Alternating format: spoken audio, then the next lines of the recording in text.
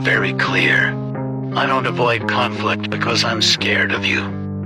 I avoid conflict because I'm scared of myself. My temper can go from 0 to death row really quick. Let's get one. Gentlemen, Detective Warg here. Nice to have you join me in my office.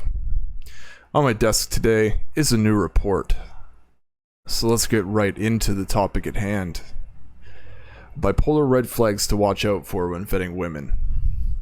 So the first thing we're going to start off with is, what is bipolar disorder? Now, this isn't to be confused with BPD, borderline personality disorder, which we can talk about in another video, as that's a whole other stretch of things. But bipolar disorder was formerly called manic depression, and the best way to describe it is a person has a very hard time controlling their emotions, their energy, themselves, and they go from very low lows to high highs without their control. Kind of like depression, it's a chemical balance in the brain. Just such a hard thing to deal with, which is all the more reason why it should be discussed. And let's get to that. So it's very difficult to date somebody with this disorder, and be prepared for a challenge, because with the disorder, on their highs, they're extremely irritable or very happy, which is rewarding to see, I'd assume. But at the same time, when they're in their lows, there may be thoughts of self-deletion, or they'll just be so depressed they may not make it out of their room for the day. So I really sympathize with people here. All the more reason to understand exactly what their behaviors are in case you choose to be in a relationship with somebody. It's good to vet these things for them.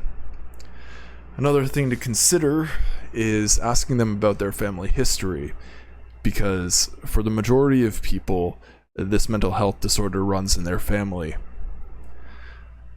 It's also something that has its most common onset in somebody's mid-20s, so if they're likely to have it, they're likely to have found out in their early to mid-20s. Now, I hope that you're dating in this date range, as, it's mostly attractive, and when women are in their peak fertility in their early 20s as well. So if this mental health disorder is to be prevalent in them, now's the time to find that out. And that goes the same thing for the gentlemen that are watching. You never quite know, which is why I think mental health is such a good discussion to have on a weekly basis with you all. Because frankly, you never know. It's always good to be in control of your mental health, as I think it's what makes another part of you strong.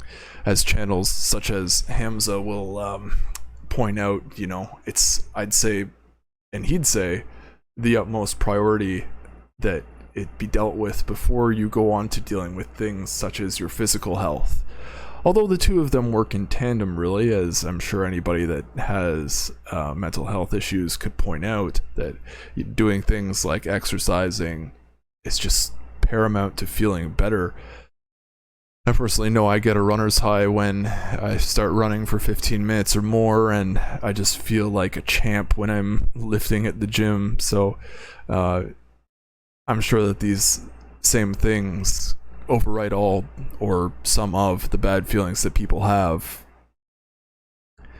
Back to the topic at hand. Now, I've heard that this is a very hard to treat mental health disorder. Likewise with BPD. Again, BPD is borderline personality disorder. With medication, with therapy.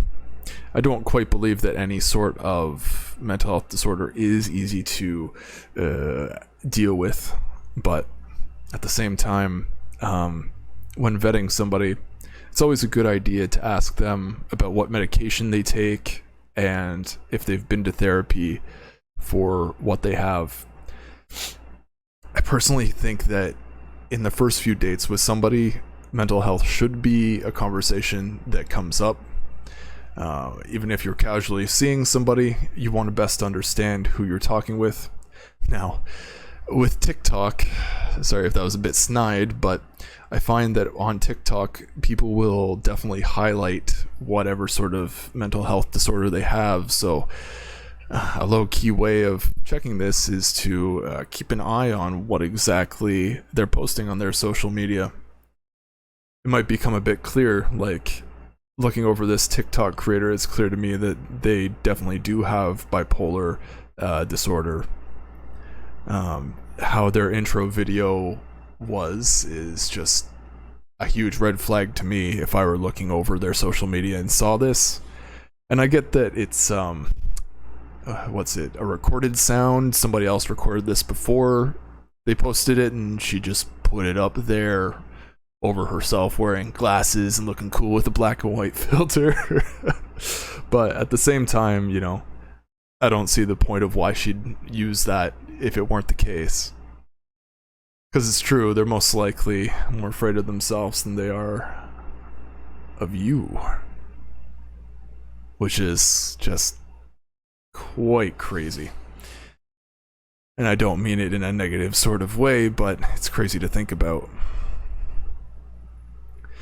I've heard that potentially abusive relationships, hopefully you can read between the lines and understand what I'm saying, come of these. Men, you need to have your boundaries set where even if somebody does have mental health issues or a disorder, that you don't stand for certain things, and a wound is definitely something to never stand for. You need to be wary of where things cross the line, you know. Don't let people stamp on your feet or say things that are hurtful to you. Know that a relationship is a choice.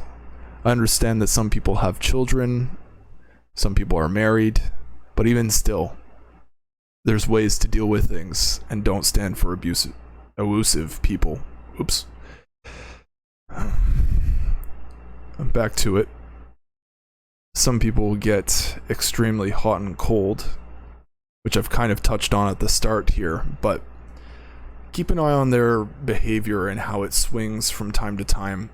When you get in a fight, if they just go overboard, and if you compare that to a previous relationship if you've been in a previous relationship, stack it up. You most likely know what your previous person was dealing with, and if they were dealing with this, you'd know how different that is. Keep that in your toolbox. Always benchmark previous behavior as well.